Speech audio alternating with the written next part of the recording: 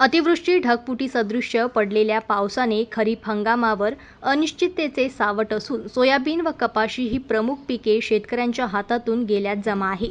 त्यामुळे जिल्ह्यात ओला दुष्काळ जाहीर करून शेतकऱ्यांना भरीव आर्थिक मदत तसेच नागरिकांना दुष्काळी स्थितीतील सवलती मिळण्याकरिता शिवसेना सरसावली आहे। शिवसेनेच्या नेतृत्वात मंगळवारी शेकडो शेतकऱ्यांनी जिल्हाधिकारी कार्यालयासमोर धरणे आंदोलन करून मागण्यांचे निवेदन सादर केले।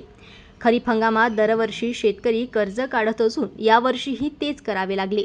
पतपेढ्या तसेच खासगी सावकारांकडून कर्ज घेत खरीप हंगामात पेरणी केली, मात्र कधी अवर्षण तर कधी अतिवृष्टीसह ढगफुटी सदृश्य पावसामुळे पिकांची प्रचंड हानी झाली। या पावसाने शेतकऱ्यांना उघड्यावर आणले। अस्मानी संकटाने बळीराजा कोलमडला असतानाही सरकारने त्याला मदत केली नाही, अशी टीका शेतकऱ्यांनी आंदोलनात केली आहे।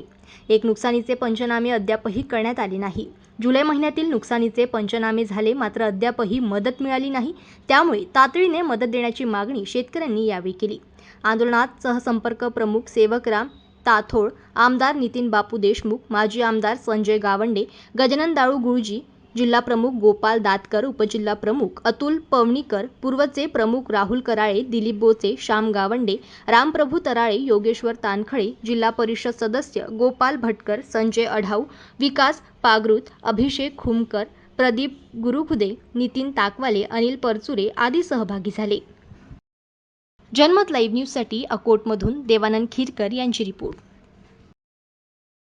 माझी विनंती आहे सर्व शेतकरी बांधवांना की शेतकऱ्याची एकी दाखवून या महाराष्ट्र सरकारला आपल्या पंचनामे, आपल्या पंचक्रोशीतील, आपल्या जिल्ह्यातील, आपल्या महाराष्ट्रातील या सर्व समस्त शेतकऱ्यांच्या प्रश्नांना वाचा फोडण्यासाठी या झोपी गेलेल्या